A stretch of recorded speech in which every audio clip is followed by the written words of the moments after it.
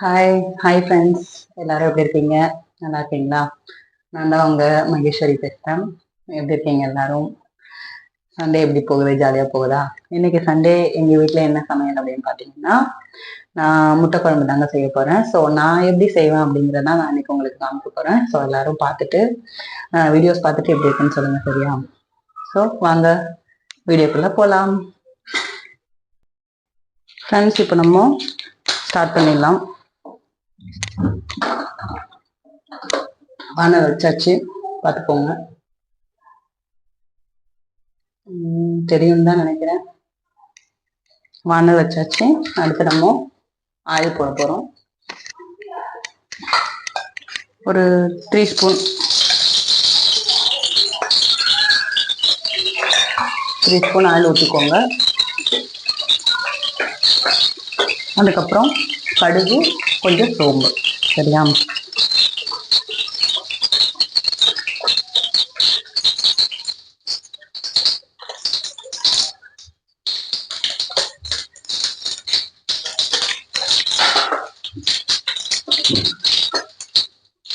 கடுகு, கொஞ்சம் சோம்பு போட்டாச்சு.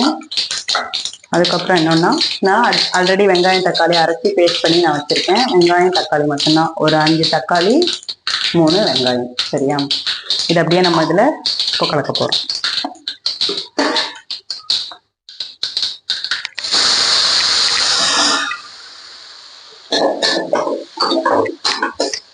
இது நல்லா வதங்கணும். வதங்கினாதான் வந்து அந்த டேஸ்ட் நமக்கு கொடுக்கும். ஸோ அதனால நல்லா வதங்கணும். கொஞ்சம் நேரமோ வெயிட் பண்ணலாம், சரியா? ஸோ உங்கள் வீட்டிலலாம் எப்படி நீங்கள் செய்வீங்கன்னு எனக்கு தெரியாது. பட் நான் எப்பவுமே இந்த மாதிரி வெங்காயம் தக்காளி எல்லாமே அரைச்சி ஊற்றி செஞ்சால் கொஞ்சம் நமக்கு திக்னஸ் நல்லா கிடைக்கும், டேஸ்ட்டும் நமக்கு நல்லா இருக்கும். அதுக்காக தான் எப்பவுமே இந்த மாதிரி பண்ணுறது. மோஸ்ட் ஆஃப் எல்லாரும் அப்படியே கூட போட்டு செய்வாங்க. இப்போ எங்கள் அம்மா பக்கம், எங்கள் ஊர் பக்கம்லாம் வந்து எல்லாருமே அப்படியே தான் செய்வாங்க. அதாவது வெங்காயம் தக்காளி இந்த மாதிரி அரைச்சி செய்ய மாட்டாங்க, அவங்க அப்படியே தான் செய்வாங்க. பட் நான் எங்கள் அத்தை வீட்டில் இங்கே வந்து எப்படி செஞ்சாங்களோ அதே மாதிரி நான் பழகிட்டேன். ஸோ அதனால நான் இப்போ இப்படி தான் செய்ய ஆரம்பிச்சிருக்கேன். பட் இதுவும் நல்லா தான் இருக்கும் டேஸ்ட். லைட்டாக சால்ட் ஆட் பண்ணிக்கலாம். சால்ட்டு ஒரு ஸ்பூன் போடுறேன். லைட்டாக மஞ்சள் தூள், சரியா? மஞ்சள் தூள் கொஞ்சம் போடணும். எப்பவுமே எந்த விதமான கறி ரெசிபி நம்ம செஞ்சோம்னாலும் மஞ்சள் தூள் லைட்டாக போடணும். அப்போதான் அது உடம்புக்கு ரொம்ப நல்லது.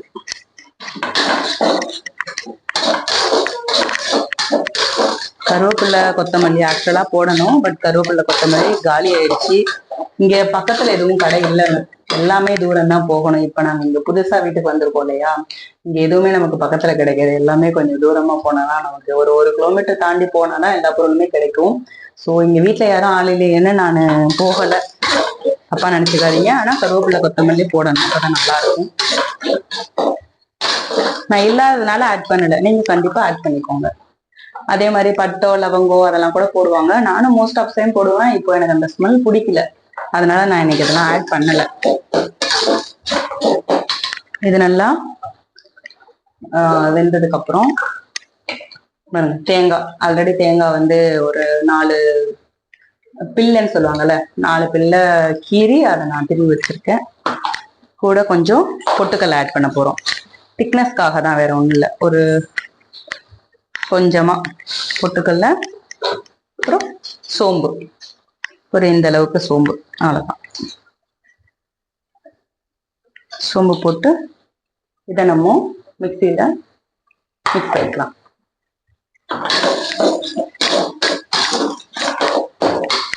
உள்ள வச்சுட்டு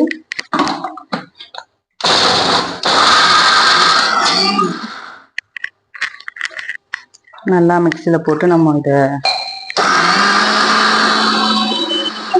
நைஸா அரைச்சிக்கலாம்.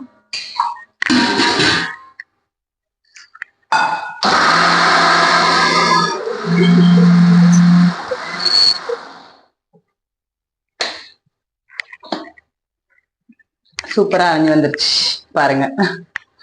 இது நம்ம கடைசியா இன்னும் கொஞ்சம் நைஸ் எண்ணெய் ஆட் பண்ணிக்கலாம். இதை நல்லா கொஞ்சம் செவந்து வந்ததுக்கு அப்புறம் நம்ம ஆட் பண்ணிக்கலாம். நெக்ஸ்ட் என்ன அப்படின்னா, ஆல்ரெடி நான் எக் வந்து குக்கர்ல 2 விசில் வச்சு எடுத்து வச்சுட்டேன். பாருங்க,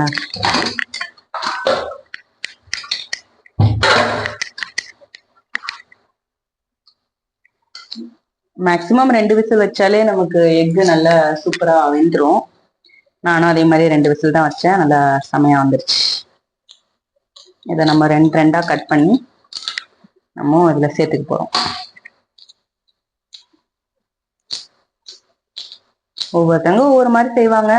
பட் நமக்கு எப்படி பிடிச்சிருக்கோ அப்படித்தானே நம்ம செய்ய முடியும். அதே மாதிரிதான் உங்களுக்கும் நான் சொல்றேன். உங்களுக்கு எப்படி எக் நீங்க செய்வீங்கன்னு தெரியல, பட் இந்த மாதிரி ஒரு வாட்டி செஞ்சு சாப்பிட்டு பாருங்க. டேஸ்ட் வந்து உண்மையை செம சூப்பரா இருக்குங்க டேஸ்ட். இது மாதிரி செஞ்சு சாப்பிட்டு பாருங்க. எவ்வளோ நம்ம சமைக்கிற எந்த ஒரு குழம்பா இருக்கட்டும், அது வந்து நம்ம எந்த அளவுக்கு வதக்குறோமோ அதை பொறுத்து அதோட டேஸ்ட்னஸ் வந்து கூடிட்டே போகும்.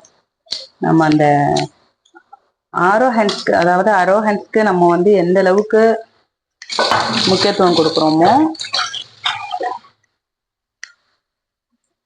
அதே அளவுக்கு இது வதக்கிறதுக்கும் நம்ம வந்து ப்ரிஃபரன்ஸ் கொடுக்கணும். இது எந்த அளவுக்கு வதங்குதோ அதை பொறுத்து அந்த டேஸ்ட்னஸ் வந்து கூடும். நல்லா வதக்கிட்டேன் பாருங்க. இப்போ என்ன பண்ணணும் அப்படின்னா, இந்த அரைச்சி வச்ச இந்த பேஸ்ட்டை நம்ம கலந்துக்கலாம். நல்லா வதங்கி வந்துருச்சு. கொஞ்சம் ஒரு டம்ளர் தண்ணி நான் ஆட் பண்ணிக்கிறேன்.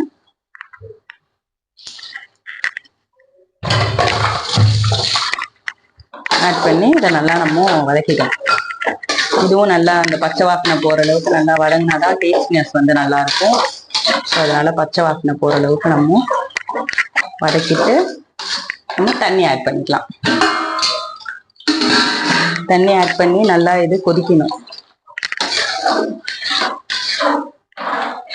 இது நல்லா கொதிச்சு வந்தாதான் அந்த டேஸ்ட்னஸ் சூப்பரா இருக்கும். மிளகாத்தூள் ஆட் பண்ணிக்கலாம்.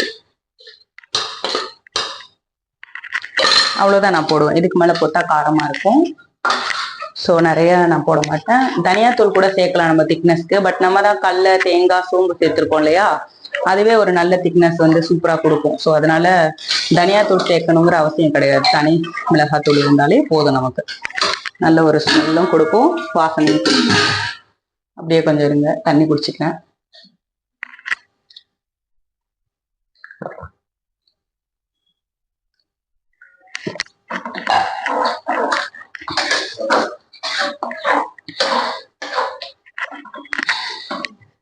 உப்புலாம் எப்படி இருக்குங்கிறது தெரியல. உப்பு கொஞ்சம் கம்மியா இருக்கு.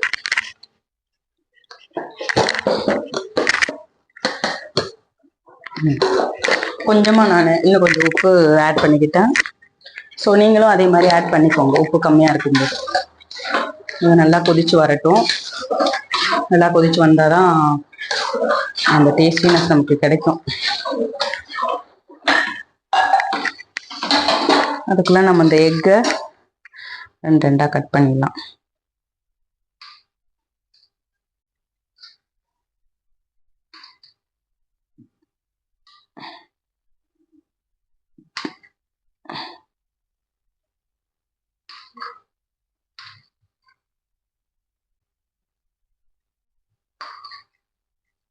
கட் பண்ணிட்டோம். நான் ஒரு 5 எக்கு தான் எடுத்திருந்தேன். எனக்கு 5 எக்கு போதுமானதா இருந்துச்சு. எங்க வீட்டுல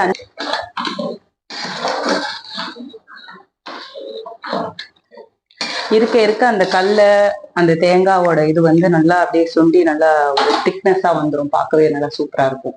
சரியா, வெயிட் பண்ணி பார்க்கலாம். நம்ம பாட்டுக்கு நம்ம வேலையை பார்க்க போயிடலாம். பாருங்க, நல்லா அப்படியே கொதிச்சுட்டா இருக்க இன்னும் நல்லா அது சுண்டி வரும்.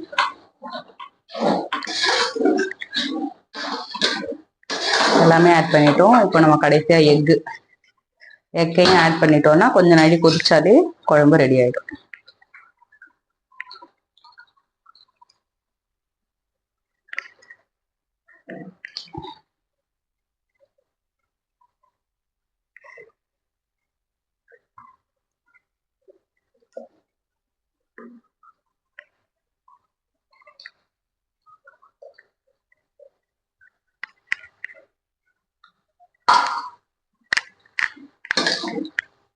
ஆட் பண்ணிட்டோம். இது நல்லா கொதிக்கட்டும். கொஞ்சம் சிம்ல வச்சுக்கலாம். ரொம்ப இதுல இருந்தாலும் எக் எல்லாமே கரைஞ்சிரும் இல்லையா, அதனால நம்ம கொஞ்சம் சிம்ல வச்சுக்கிறது நல்லது.